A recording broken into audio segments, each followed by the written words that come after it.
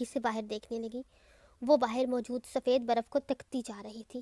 کل اسے وہ کتنی سحر انگیز لگ رہی تھی، اور اب جب وہ اس کا دوسرا خطرناک پہلو دیکھ چکی تھی تو کانپ اٹھی۔ اس کی نظر دور کھڑے سگریٹ پیتے ہاتھ پہ پڑی۔ وہ بالکل ایسا ہی تھا، کبھی اس برف کی طرح پرسکون اور کبھی پر طوفان کی طرح سب تباہ کر دینے والا۔ وہ اپنا ہاتھ کان کی لو تک لے گئی، جہاں ابھی بھی وہ اس کا لمس محسوس کر رہی تھی۔ اسے اس طوفان سے ڈر لگتا تھا جو ہاتھ کے اندر بستا تھا، لیکن ہاتھ نے بھی تو اسے ہر حامی کے ساتھ اپنایا تھا، تو وہ ایسا کیوں نہیں کر سکتی؟ وہ ٹکٹکی باندھے اسے دیکھ رہی تھی۔ جب ہاتھ سگریٹ کے آخری حصے کو پھینک کر اس پر سے گزرتا ہوا ہٹ کے دروازے کی طرف بڑھنے لگا، یہی سب سوچتی وہ کب تک باہر تکتی رہی۔ وہ چاروں پچھلے 1 گھنٹے سے اپنے پلان کو آخری بار دہرا رہے تھے۔ احتشام اس بلڈنگ کے بلو پرنٹس بھی حاصل کر چکا تھا۔ بظاہر عام دکھنے والی وہ 2 منزلہ عمارت تھی، جہاں ہر وقت 6 لوگ پہرے پر مامور تھے۔ ان کی تحقیق کے مطابق کم از کم ان کے 8 ٹارگٹ بلڈنگ کے اندر تھے۔ چونکہ وہ دن کی روشنی میں حملہ کرنے والے تھے، اس لیے برف کا فائدہ اٹھا کر سفید لباس زیب تن کرنے کا فیصلہ کیا۔ مزید 2 جوان انہیں راستے میں جوائن کرنے والے تھے۔ اب ہٹ سے نکلنے کا وقت قریب تھا، اس لیے سب اپنے ہتھیار چیک کرنے لگے۔ حورین اس سارے وقت ہٹ میں اکیلی ہوتی، وہ یہاں محفوظ تھی۔ اگر انہیں کچھ ہو جاتا تو میجر عمر فوراً ہیلی کاپٹر سے اسے یہاں سے ریسکیو کر لیتا۔ ہاتھ کو یقین تھا وہ کوئی بھی وقوفی نہیں کرے گا، لیکن وہ اس سے بات کرنا چاہتا تھا، اس لیے کمرے کی طرف بڑھ گیا۔ وہ اپنے خیالات میں کھوئی کھڑکی کے سامنے کھڑی تھی جب ہاتھ نے اسے دونوں بازوؤں سے پکڑا اور انہیں اس کی کمر پہ باندھ دیا۔ وہ ایک دم چونکی تھی۔ وہ اسے تکلیف نہیں پہنچا رہا تھا، لیکن اس کی پکڑ مضبوط تھی۔ اسے دھکا دینے سے اس کی ٹھنڈی کھڑکی سے جا لگی۔ جب اس کے پیچھے کھڑا ہاتھ اس کے بازو پشت پہ باندھے کھڑا تھا، حورین گہری سانس لے کر خود کو بہلانے لگی اور رخسار ٹھنڈی کھڑکی پہ ٹکا دیا۔ کیا تم ابھی بھی ناراض ہو؟ وہ ویسے ہی تھامے کھڑا تھا۔ حورین کی بات سے قریب ہوا اور چہرہ اس کے بالوں میں چھپانے لگا۔ اگلے ہی لمحے حورین نے اس کی انگلیاں اپنی گردن پہ محسوس کی تھیں۔ وہ نرمی سے اسے چھو رہا تھا۔ نہیں، اس نے چہرہ اس کے بالوں میں چھپائے ہی جواب دیا تھا۔ حورین عجیب سے احساسات سے آنکھیں موند گئی۔ اس کی قربت اچھی بھی لگی تھی اور جھلسا دینے والی بھی۔ ہاتھ کے چھونے سے وہ کپ کپا اٹھی تھی، پر خوف سے نہیں، ایک عجیب احساس سے۔ وہ اپنی سانسوں کو پرسکون کرنے کی کوشش کرنے لگی۔ جب اس نے اس کے بازو دونوں ہاتھوں میں تھامے اور جھٹکے سے اپنی طرف پلٹا، حورین نے اپنی آنکھیں ایک دم کھولی تو وہ اس پہ جھکا ان آنکھوں سے میں جھانک رہا تھا۔ ایک ہاتھ سے وہ حورین کے بال پکڑے تھے۔ اس کی پکڑ میں شدت نہیں تھی، لیکن وہ ہل بھی نہیں سکتی تھی۔ وہ اپنی انگلیوں سے اس کا چہرہ سہلانے لگا۔ آنکھیں سہلاتے رخسار کا وہ راستے میں اس کے ہونٹوں تک آیا تھا، جو کپ کپا رہے تھے۔ وہ اپنی انگلیوں سے انہیں چھونے لگا۔ ہم کسی کام سے جا رہے ہیں۔ جب وہ کچھ کہنے لگی تو اس نے اس کے ہونٹوں پہ انگلی رکھ کر خاموش رہنے کی تلقین کی۔ حورین نے اس کے بازو تھام لیے۔ اس دوران تم ہٹ سے کہیں نہیں جاؤ گی؟ وہ پلکیں جھپکتی اسے ہاں میں جواب دینے لگی۔ Good girl. وہ مسکرایا تھا اور چہرے پہ پھیلے اس کے بال ہٹانے لگا۔ وہ جاننا چاہتی تھی کہ وہ آخر کہاں جا رہے ہیں، کیوں جا رہا ہے، کب آئے گا واپس، لیکن اسے لب کھولنے کی اجازت بھی نہ دی گئی۔ جب میں واپس لوٹوں گا، وہ اب نرمی سے اس کے کان کی لو کو چھو رہا تھا اور پھر اس کی گردن کے ہم کو اپنی انگلی سے ٹریس کرنے لگا۔ حورین کی سانسیں بری طرح سے ٹوٹ پھوٹ کا شکار ہوئی تھی۔ تو ہم تمہارے کندھے اور بازو کے نشان کے بارے میں فرصت سے بات کریں گے۔ جب اس کی انگلی اپنی طے شدہ راستے پہ گامزن رہی تو اس نے آنکھیں بھینچ لیں۔ اس نے ہاتھ کے بازو دبوچ رکھے تھے۔ وہ دوبارہ اسی راستہ پہ اس کی گردن ٹریس کرتا انگلی کو اس کی ٹھوڑی تک لے آیا تھا اور پھر اس کی پیشانی کا بوسہ لے کر اپنی پکڑ سے آزاد کر دیا۔ حورین پہلے تو اپنے پیروں پہ لڑکھڑا گئی۔ جب تک اس نے خود کو سنبھالتے ہوئے آنکھیں کھولی تو وہ وہاں سے غائب تھا۔ کاغان ویلی سے کچھ فاصلے پہ بنی اس بلڈنگ پہ وہ پچھلے 1 گھنٹے سے مسلسل نظر رکھے تھے۔ وہ اس طرح کے آپریشن کئی بار لیڈ کر چکا تھا، لیکن اس بار یہ سب اس کے لیے ذاتی حیثیت اختیار کر چکا تھا۔ بلڈنگ میں داخل ہونے کا صرف ایک ہی راستہ تھا، جہاں 3 پہرے دار موجود تھے۔ اسی طرح ایک بلڈنگ کے پچھلی طرف، جبکہ 2 اطراف میں مسلسل گشت کر رہے تھے۔ ہاتھ نے اعظم اور سکندر کو بلڈنگ کے پچھلی جانب جانے کا اشارہ کیا۔ احتشام اس کے تمام سیکیورٹی سسٹم کو بند کر چکا تھا۔ 10 سال کی عمر سے شوٹنگ پریکٹس کرنے کے سبب وہ بہترین سنائپر تھا۔ جیسے ہی اعظم اور سکندر نے آدھا راستہ طے کیا، ہاتھ نے اپنی قابلیت کا مظاہرہ کرتے ہوئے بلڈنگ کے پیچھے موجود پہرے دار کو شوٹ کر کے گرا دیا۔ اعظم اور سکندر اب پچھلی طرف سے بڑھتے ہوئے اس کے اطراف میں آئے اور دونوں نے وہاں موجود پہرے داروں کو چاقو کی مدد سے ابدی نیند سلا دیا۔ ہاتھ کے اشارے سے اب ان کے 2 نئے ساتھی جو ان سے الگ جگہ سے ہر طرف نظر رکھے تھے اب بلڈنگ کی طرف بڑھنے لگے، جبکہ احتشام انہیں لیڈ کر رہا تھا۔ گیٹ پر موجود پہرے دار کو جیسے ہی ہاتھ نے شوٹ کیا تو باقی کے دو فور الرٹ ہو گئے، لیکن وہ کوئی شور مچا پاتے یا فائرنگ کرتے اس سے پہلے احتشام اور باقیوں نے انہیں آدھرا۔ ہاتھ بھی اس گن کو وہاں چھوڑتا اب بلڈنگ کی طرف بڑھ گیا۔ وہ گیٹ سے باہر سیکیور کر چکے تھے، اب باری اندر کی تھی۔ اعظم اور ایک اور نوجوان کو باہر رک کر نظر رکھنے کا اشارہ کرتے انہوں نے گیٹ کو بارود سے اڑا دیا اور اندر داخل ہو گئے۔ ان پر اچانک وار ہوا تھا جس کے لیے وہ تیار نہ تھے۔ انہیں سنبھلنے کا موقع دیے بغیر وہ ان کے 5 آدمیوں کو جہنم واصل کرنے میں کامیاب ہو گیا تھا۔ وہاں ان کے اندازے سے زیادہ لوگ موجود تھے۔ گولیوں کی آواز ہر طرف گونج رہی تھی۔ وہاں قید کیے گئے لوگ چیخ رہے تھے۔ کسی کی نظر میں آئے بغیر تیز رفتار گولیاں انسانی وجود کو چھلنی کر رہی تھیں۔ ہاد اپنی ٹیم کو لیڈ کرتا ہوا آگے بڑھ رہا تھا۔ اسے اس وقت صرف فواد کے خون کی چاہ تھی، باقی سب وہ کہیں پیچھے چھوڑ آیا تھا۔ اسی دوران ہوا کو چیرتی ہوئی ایک گولی ہاد کے سینے میں آ کر لگی تھی اور وہ اس کی شدت سے لڑکھڑایا تھا۔ خود اور سنبھالتے ہی وہ دیوار کے سہارا لے کر اس کے پیچھے کھڑا ہو گیا۔ بلٹ پروف ویسٹ کی وجہ سے گولی اس کا سینہ چاک نہیں کر پائی تھی۔ اس نے اس دھوئے میں ایک گہرا سانس بھرا۔ وہ دیوار کی اوٹ سے نکلا اور اپنے دشمن کو اس گولی کا جواب گولیوں کی بوچھار سے دیا۔ محض آدھے گھنٹے سے بھی کم وقت میں وہ جگہ مکمل طور پہ قبضہ کر لی گئی تھی۔ سکندر کی بازو پہ لگی گولی کے علاوہ انہیں اور کوئی نقصان نہیں ہوا تھا۔ کچھ ہی وقت میں ایک اور ٹیم اس جگہ پہنچ جاتی، لیکن جس چیز سے ہاتھ شدید بھڑک اٹھا وہ فواد کی غیر موجودگی تھی۔ اس کی تمام ٹیم وہاں موجود قیدیوں کو رہا کر کے ایک ایک کمرے میں لے جا رہی تھی۔ ان میں نامور شخصیات سے لے کر عام لوگوں تک سب شامل تھے۔ احتشام ان کے کمپیوٹر سے تمام ڈیٹا نکال رہا تھا، جبکہ ہاتھ کے سامنے ایک شخص کرسی سے بندھا ہوا تھا۔ وہ اس جگہ کا انچارج تھا۔ اس وقت ہاتھ کی زبان پہ صرف ایک سوال تھا، فواد کہاں ہے؟ جب اس شخص نے اس کے سوال کا جواب خاموشی سے دیا تو وہ اپنی کرسی سے اٹھتا ایک طرف میز کی طرف بڑھنے لگا۔ وہاں لوگوں کو ٹارچر کرنے کے لیے مختلف اوزار موجود تھے۔ وہ مختلف چیزوں کو اپنی انگلیوں کی پوروں سے محسوس کرتا ایک ہتھوڑی پہ رکا تھا۔ مجھے نہیں لگتا کہ تم چاہو گے کہ میں ان چیزوں کا استعمال تم پر کروں۔ وہ وہیں کھڑا گردن گھما کر اسے دیکھنے لگا۔ ہاتھ کی بات سے اس شخص کا رنگ فاق ہوا تھا، لیکن وہ اتنی آسانی سے منہ کھولنے والا نہیں تھا۔ ہاتھ مسکرا پڑا، بہت ہی اچھے، اگر تم اتنی آسانی سے بتا دیتے تو مجھے مزہ نہ آتا۔ اس نے ایک ہاتھ میں ہتھوڑی اور دوسرے میں بڑے سائز کا کیل پکڑا اور اس شخص کی طرف بڑھنے لگا۔ اس نے ہتھوڑی کے سپاٹ حصے سے اس کا چہرہ اپنی طرف بلند کیا۔ اس شخص کا سرخ چہرہ دیکھ کر ہاتھ کی مسکراہٹ مزید بڑھی تھی۔ چلو پھر تمہیں بولنے کے لیے کچھ دیا جائے۔ اگلے ہی لمحے وہ کیل اس شخص کے ہاتھ پر تھی اور ہتھوڑی کی زوردار چوٹ سے وہ اس کے ہاتھ کو چیرتا ہوا کرسی میں دنس گیا۔ اس شخص کی چیخیں اس خاموش جگہ پر گونجنے لگی تھی اور ہاتھ اس ہتھوڑی کو اپنی ٹانگ سے ٹکراتا اس کے گرد چکر لگانے لگا۔ اب آ رہا ہے نا مزہ؟ وہ جھک کر اس کے کان میں گویا ہوا۔ ایک لمحے کے لیے اس کمرے میں عازم نمودار ہوا، لیکن پھر ہاتھ کی قہر آلود نگاہیں دیکھ کر پلٹ گیا۔ وہ اب دوبارہ اس ٹیبل کی طرف بڑھنے لگا اور وہاں پڑا دوسرا کیل بھی تھام لیا۔ یقین کرو مجھے بہت مزہ آ رہا ہے، لیکن کیا ہے کہ میری بیوی میرا انتظار کر رہی ہے، اس لیے میں تمہارے ساتھ زیادہ ٹائم سپینڈ نہیں کر سکتا، اس نے دکھی انداز میں کہا اور اس کے سامنے آ کھڑا ہوا۔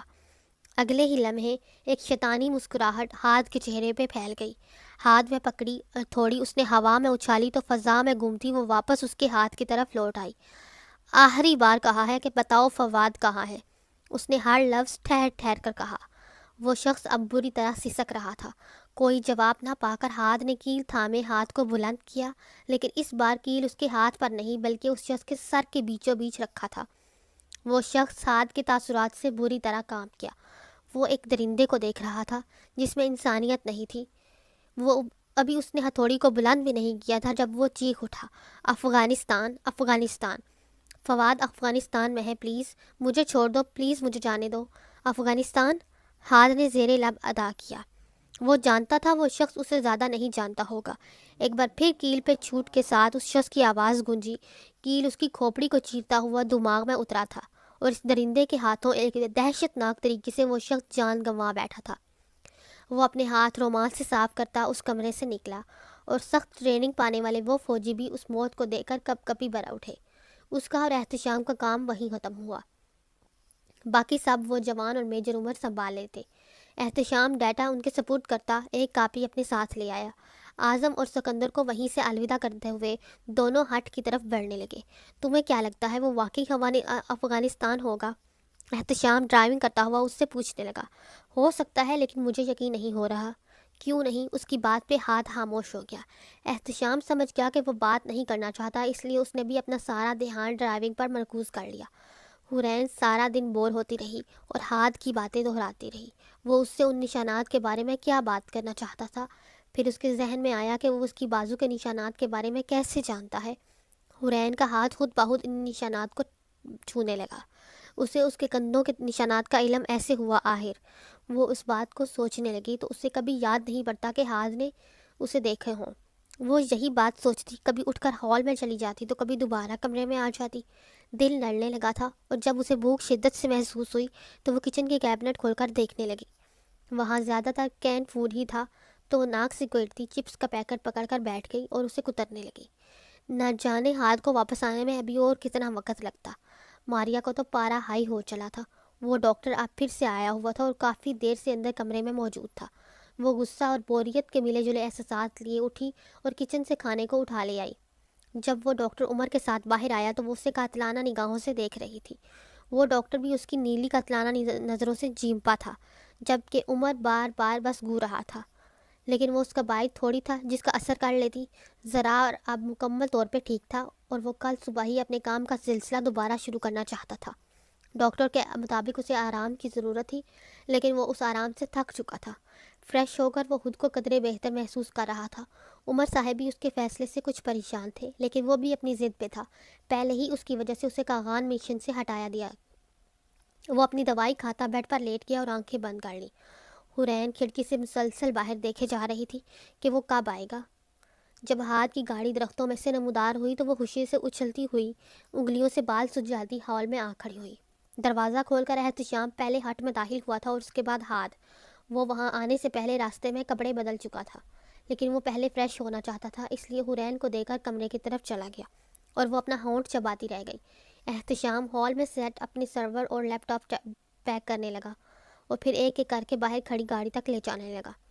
حورین یہ سب دیکھ کر کمرے میں لوٹ آئی اور اتنے میں ہاتھ بھی فریش ہو کر آ گیا۔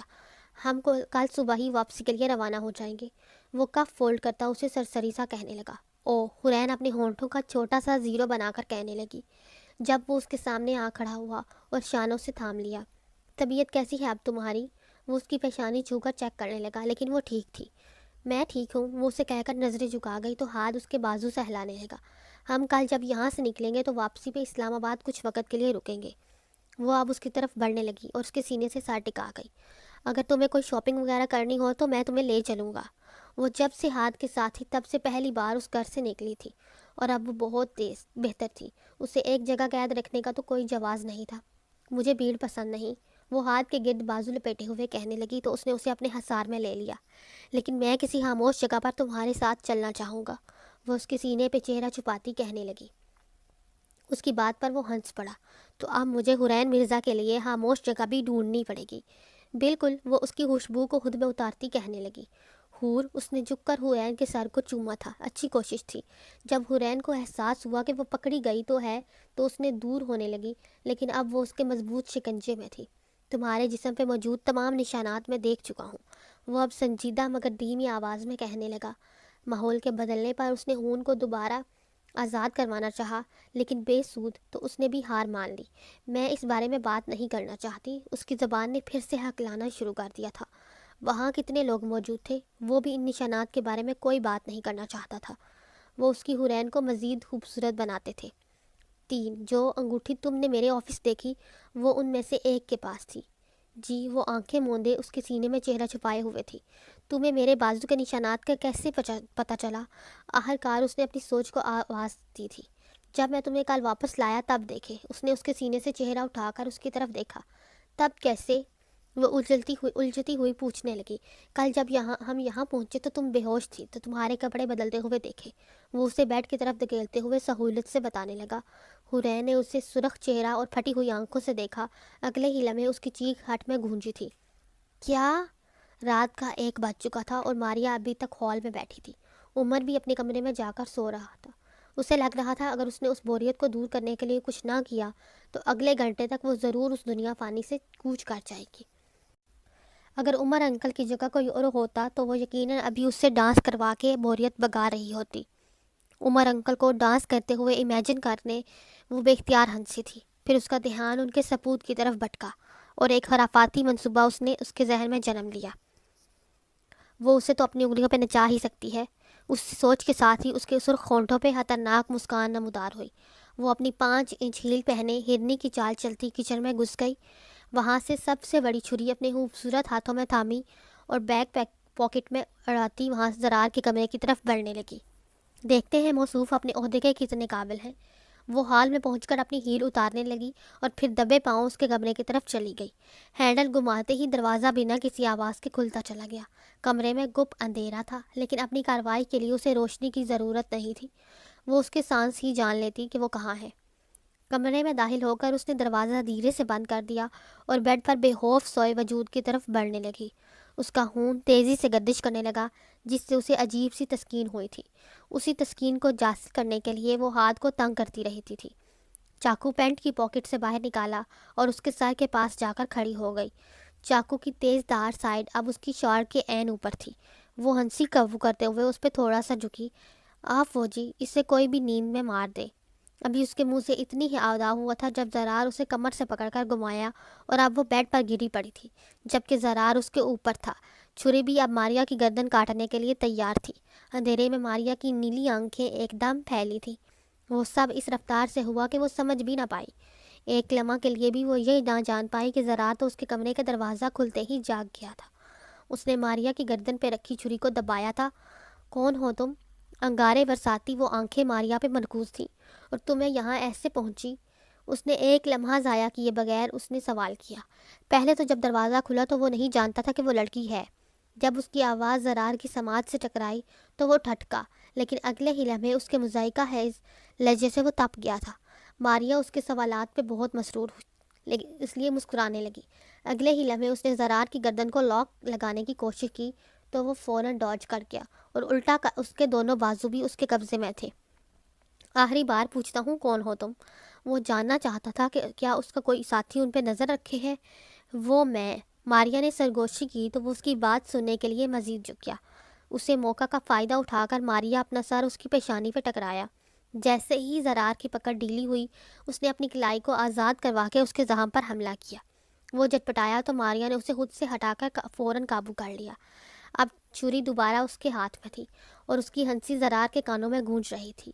اپنے گھٹنوں کی مدد سے اس نے زرار کے دونوں ہاتھوں کو سائیڈ پر دبا رکھا تھا اور چھری کی نوک اس کی گردن کو چبھ رہی تھی۔ بس اتنا سا دم تھا تم میں، وہ اسے تنزیہ انداز میں کہنے لگی۔ تبھی کہیں کمرے کے باہر سے کچھ آواز آئی تو ماریا نے ایک دم پلٹ کر دروازے کی طرف دیکھا۔ اگلے ہی لمحے وہ دوبارہ زرار کے قابو میں تھی اور اس کی گردن زرار کے ہاتھ میں، تو اسے مروڑ ہی دیتا جب کمرے کی لائٹس ایک دم آن ہوئیں اور ان دونوں نے تیز روشنی کی وجہ سے آنکھیں بند کر لیں۔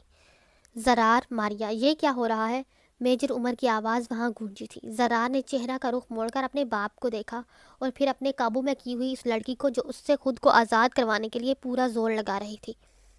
کچھ لمحات کے لیے تو ماریا کی خوبصورتی دیکھ کر وہ چندیا گیا، لیکن پھر فوراً ہی اپنے حواس قابو کیے۔ زرار، چھوڑو ماریا کو۔ عمر صاحب کے دوبارہ کہنے پہ اس کی پیشانی پہ 2 بال نمودار ہوئے اور اس نے تل ملاتی ہوئی ماریا کو دیکھا اور پھر اس کی گردن چھوڑ کر سائیڈ پہ ہو گیا۔ وہ اپنا گلا دونوں ہاتھوں سے تھام کر سانس بحال کرنے لگی، جو کہ زرار کی پکڑ سے رک گیا تھا۔ میجر عمر آ کر ماریا کو پکڑنے لگے جو بمشکل کھڑی رہ پا رہی تھی۔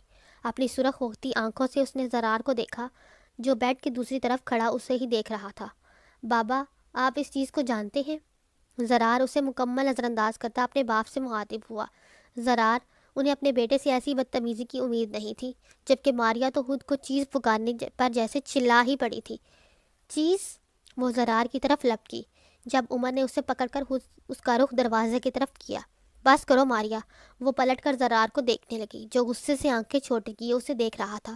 تمہیں بتاؤں گی کہ میں کیا چیز ہوں، وہ اسے چیختے ہوئے وارن کرنے لگی، جبکہ عمر اسے اٹھاتے ہوئے باہر لے گئے۔ جاتے ہوئے انہوں نے ایک نظر دوبارہ اپنے بیٹے کو دیکھا۔ اور تم زرار، اپنی شرٹ چینج کرو، ساری خون سے بری ہے۔ اس نے خود کو آئینہ میں دیکھا تو اس کے زخم سے رستے خون کی وجہ سے شرٹ بھی خون سے بھر گئی تھی۔ ماریا عمر کے پیچھے سے گردن اکڑا کر دیکھنے لگی اور پھر مسکراتے ہوئے ایک آنکھ دبا لی۔ زرار کا تو یہ حرکت دیکھ کر پارا بھی ہائی ہو گیا تھا۔ حورین حورین اٹھو، تیار ہو جاؤ۔ وہ سامان پیک کرتا ہوا آڑی ترچھی لیٹی حورین کو جگا رہا تھا۔ جب وہ اس کے دوبارہ پکارنے پر بھی نہیں جاگی تو اسے وہیں چھوڑ کر دوبارہ سامان گاڑی میں رکھنے لگا۔ احتشام بھی اپنا سارا سامان گاڑی میں رکھ چکا تھا۔ وہ موسم خراب ہونے سے پہلے وہاں سے نکلنا چاہتے تھے، کیونکہ آج ایک بڑا طوفان آنے کا اندیشہ تھا، جس صورت میں راستہ بند ہو جاتا اور وہ کئی دن تک وہاں پھنستے رہتے۔ ویسے بھی اب اس کا کام مکمل ہو چکا تھا تو وہ جلد از جلد واپس لوٹ جانا چاہتا تھا۔ واپس جا کر جب اس نے حورین کو جگانا چاہا تو وہ تھوڑا سا کسمسائی اور پھر سو گئی۔ ویسے تو وہ کبھی اتنی گہری نیند نہیں سوتی تھی۔ حورین شرمندگی کی وجہ سے سو نہیں پائی تھی، تو اس نے تنگ آ کر اپنے ساتھ لائی دوائی میں سے نیند کی گولیاں نگل لیں، جو کہ اس سے زیادہ ڈپریشن کے وقت ہی کھانے کی اجازت تھی۔ ہاتھ نے اسے کھینچ کر بٹھانا چاہا تو وہ دوبارہ بیڈ پہ گر گئی۔ اگلی بار اس حورین کا کوٹ اٹھایا اور ایک ہاتھ سے بٹھا کر پہلانے لگا۔ احتشام باہر ان کا انتظار کر رہا تھا۔ حورین کو جگانے کی کوشش تک کر کے اسے باہوں میں اٹھایا اور کمرے سے باہر چلا گیا۔ ہاتھ اسے لے کر ہٹ سے نکلا تو احتشام کو انہیں دیکھ کر تشویش ہونے لگی۔ کیا ہوا؟ کچھ نہیں، بس سو رہی ہے۔ وہ اسے گاڑی کی پچھلی سیٹ پر سکون سے بٹھانے لگا اور احتشام ہٹ کو لاک کرنے لگا اور پھر سے کار کی طرف پلٹ گیا۔ حورین کو بٹھا کر وہ خود بھی اس کے ساتھ بیٹھ گیا اور پھر اس کا سر اپنے کندھے پر رکھ کر حورین کے بال سہلانے لگا، جبکہ احتشام ڈرائیونگ سیٹ سنبھال کر گاڑی سٹارٹ کرنے لگا۔ انہیں وہاں سے اسلام آباد پہنچنے میں کم از کم 9 گھنٹے لگتے اور پھر بھی ان کے پاس فلائٹ کے لیے 2 گھنٹے ہوتے۔ جب گاڑی کچے اور خراب راستے پہ رواں ہوئی تو اس نے حورین کو مضبوطی سے تھام کر اپنے ساتھ کر لیا کہ کہیں اسے کوئی چوٹ نہ لگ جائے۔ حورین بھی سکون سے سوتی رہی۔ تمہاری یہ حرکتیں دیکھ کر مجھے اپنے سنگل ہونے کا شدید احساس ہو رہا ہے، احتشام اسے بیک میرر میں گھورتے ہوئے کہنے لگا۔ ابھی تک سنگل رہنے کا فیصلہ تمہارا اپنا تھا شام، ہاں، لیکن تمہیں دوسروں کے سامنے اتنی چپکا چپکی نہیں کرنی چاہیے، دوسروں کے احساسات مجروح ہو سکتے ہیں۔ وہ اس کے رویہ سے تنگ ہو کر کہنے لگا۔ ہاں، تو صرف گھورنے سے کچھ نہیں ہوتا، میں نے تو کبھی نہیں کہا کہ احتشام بس سوزی کو گھورتے رہو۔ وہ اسے مسکراتے ہوئے کہنے لگا۔ بھلا ایسے ہو سکتا تھا کہ اس کی نظروں سے کچھ چھپا رہ سکے؟ تم ہی بتاؤ میں کیا کروں؟ کیا سب مجھ سے پوچھ کر کرو گے؟ وہ ابرو اچکا کر کہنے لگا۔ نہیں، لیکن میں دیکھ سکتا ہوں اب اس ڈپارٹمنٹ میں تم خاصا تجربہ رکھتے ہو۔ وہ اس کے کندھے پہ سر رکھے سوئی حورین کو دیکھ کر جتانے کے انداز میں کہنے لگا۔ میری نصیحت چاہتے ہو تو اغوا کر کے شادی کر لو، معاملہ ختم۔ وہ لاپرواہی سے کہنے لگا۔ ہاں، تم سے ایسی ہی بات کی امید تھی، وہ جلے ہوئے دل سے کہنے لگا اور پھر سے دھیان ڈرائیونگ پہ مرکوز کر دیا۔ لیکن ایک پل کے لیے اس کے دل نے ضرور کہا تھا کہ سوزی کو اغوا ہی کر لے۔ وہ ڈائننگ ٹیبل پر ناشتہ کرنے کے لیے بیٹھی تیار تھی جب میجر عمر زرار کے ساتھ اس کمرے سے نکلے تھے۔ ماریا نے اسے دیکھ کر پہلو بدلا، اس نے اس کی گردن پکڑی، گردن اور دبائی۔ وہ تو اس سے ہی باہر نکل نہیں پا رہی تھی، وہ اسے کن آنکھوں سے دیکھ رہی تھی۔ جب وہ عمر کے ساتھ کوئی بات کرتا اس کے سامنے آ بیٹھا، عمر صاحب بھی ساتھ والی کرسی کھینچ کر بیٹھ گئے۔ زرار نے پانی کا گلاس پکڑتے ہوئے ایک سرسری نگاہ کے علاوہ اسے مکمل طور پر نظر انداز کیا تھا، لیکن وہ اس کی ہونہار نظریں خود پہ محسوس کر سکتا تھا۔ زخم کی وجہ سے اس نے ہلکی پھلکی غذابی پر ہی اکتفا کیا تھا۔ ماریا، عمر کے بلانے پر اس نے اپنی نظروں میں ضرور زرار سے ہٹائی تھی۔ جی انکل، وہ اپنا لہجہ شیریں کرتے ہوئے پوچھنے لگی۔ میں نہیں جانتا کل رات تم لوگوں کے درمیان کیا ہوا۔ اس نے کچھ کہنے کے لیے منہ کھولا تو انہوں نے اشارے سے اسے چپ کروا دیا۔ اور میں کچھ جاننا بھی نہیں چاہتا۔ تم دونوں سمجھدار ہو، اپنی حرکتوں کے ذمہ دار بھی۔ یہ رات کے وقت میرے کمرے میں گھس گئی تھی بابا، زرار تن آ کر بولا۔ میں تو بس چیک کرنے گئی تھی کہ موصوف ٹھیک تو ہیں، لیکن انہوں نے تو توبہ مجھ پہ ہاتھ ہی ڈال لیا۔ ماریا نے فوراً سے آنکھوں میں پانی لا کر کہا۔ کیا چیک کرنے؟ چھری کے ساتھ؟ زرار کو تو اس جھوٹی لڑکی پہ یقین نہیں آ رہا تھا، دیکھنے میں کتنی معصوم لگتی تھی۔ کیا چھری؟ انکل مجھے نہیں پتا یہ کیا کہہ رہا ہے، سچی۔ میرا بھلا چھری سے کیا تعلق؟ پتہ نہیں کون سی محبوبہ سمجھ کر کھینچ لیا۔ وہ دونوں اپنی بے گناہی ثابت کرنے پہ تلے تھے اور عمر صاحب اپنی کنپٹیاں سہلانے لگے۔ دونوں بچے ان کے سامنے جوان ہی ہوئے تھے اور وہ دونوں کی عادات سے واقف تھے، جانتے تھے کہ کون جھوٹا ہے۔ ان کا جھوٹ پکڑنے کے لیے انہیں اپنی ملٹری ٹریننگ کی ضرورت نہیں تھی۔ ماریا، زرار، خاموش، ایک لفظ اور نہیں سنوں گا میں۔ لیکن بابا یہ… زرار، میں نے کہا نا خاموش۔ اب کی بار وہ ایک روایتی فوجی انداز میں بولے تو وہ خاموش ہو گیا۔ یس سر۔ گڈ، اور ماریا تمہارا بھائی آج رات تک آ جائے گا اور میں نہیں چاہتا اس دوران تم کوئی مصیبت پیدا کرو، سمجھی؟ یس انکل۔ وہ بظاہر ان کی ہر بات سے اکتفا کیے تھی، لیکن دل میں زرار سے بدلہ لینے کی فل تیاری تھی۔ اگر یہ مسئلہ ہو گیا تو ناشتہ کر لوں اب میں؟ زرار ماریا کو گورتے ہوئے کہنے لگا۔ اس کی گوری سے بڑا مجرم بھی گھبرا جاتا تھا، لیکن وہ بھی ماریا تھی۔ اسے دیکھ کے مسکرانے لگی۔ یہ سسٹم تو اس کا بس ہاتھ کے گورنے پر ہی ایکٹیو ہوتا تھا۔ وہ تسلی سے اپنا ناشتہ کرنے لگی۔ تقریباً 3 گھنٹے کے سفر کے بعد حورین جاگنے لگی تھی، اور جب وہ مکمل طور پہ ہوش میں آئی تو وہ مکمل طور پہ ہاتھ کے اوپر لیٹی ہوئی تھی۔ وہ کھڑکی سے ٹیک لگائے نیم دراز تھا اور حورین اس کے اوپر۔ وہ ایک دم اپنی حالت دیکھ کر بوکھلا گئی۔ کل رات کے انکشاف کے بعد وہ اس کا بالکل بھی سامنا نہیں کر سکتی تھی۔ وہ اس کی پکڑ سے آزاد ہونے کی کوشش کرنے لگی تو ہاتھ نے اس پر سے اپنا ہاتھ ہٹا لیا۔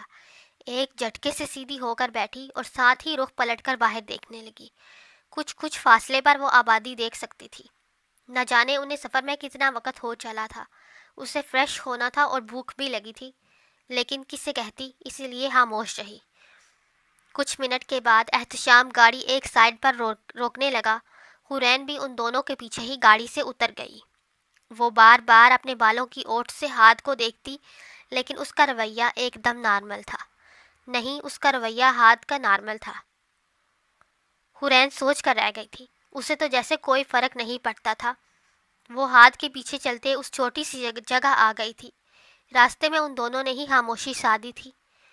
حورین تو بار بار سوچ کر سرخ ہوتی جا رہی تھی۔ ریسٹ روم کا بارڈر دیکھتے ہی وہ دروازہ کھول اندر داخل ہو گئی اور چہرہ دھونے لگی۔ اس کا ٹوتھ برش بھی بیگ میں ہی تھا، جو کہ گاڑی کی ڈگی میں رکھا تھا، اس لیے وہ پانی سے ہی دانت صاف کرنے لگی۔ آئینے میں دیکھ کر اپنے بال سیٹ کیے اور باہر نکل آئی۔ ہاتھ اس وقت کسی سے فون پہ بات کر رہا تھا، جبکہ احتشام ان کے لیے کھانے کی چیزیں پیک کروا رہا تھا۔ وہ ہاتھ کو خاموشی سے دیکھتی گاڑی کی طرف جانے لگی۔ تبھی اس نے پلٹ کر حورین کی طرف دیکھا تو وہ گردن اکڑا کر سامنے دیکھنے لگی اور رفتار بڑھا دی۔ ہاتھ اس کی حرکت پہ مسکرا کر رہ گیا۔ چونکہ ہاتھ اب ڈرائیونگ کر رہا تھا تو وہ لگاتار اسے گھور رہی تھی۔ اس کا دماغ کہہ رہا تھا کہ وہ اسے بس تنگ ہی کر رہا ہے۔ نہ جانے کیا سوچ کر اس نے اپنا چہرہ شرمندگی سے دونوں ہاتھوں کے پیچھے چھپا لیا۔ احتشام نے پلٹ کر اسے دیکھا اور پھر ہاتھ کو دیکھنے لگا، جس پہ وہ کندھے اچکا گیا۔ اسلام آباد سے کچھ فاصلے پر وہ لوگ ایک خوبصورت بنگلے میں رکے تھے۔ وہ جگہ ہاتھ کے کسی جاننے والے کی تھی، جو کہ اسے بیچنا چاہتا تھا۔ حورین کی فرمائش پہ اس نے اس جگہ آنے کا فیصلہ کیا۔ البتہ حورین کو سمجھ نہیں آئی کہ کوئی اتنی خوبصورت جگہ کیوں بیچنا چاہتا ہے۔ وہ 2 منزلہ بنگلہ ایک چھوٹی سی پہاڑی پہ بنا تھا۔ اسلام آباد کے راستے میں ہونے کی وجہ سے وہ نہ تو ویرانے میں تھا اور نہ ہی بے حد آبادی میں۔ یہ جگہ چھٹیاں گزارنے کے لیے کتنی اچھی ہے۔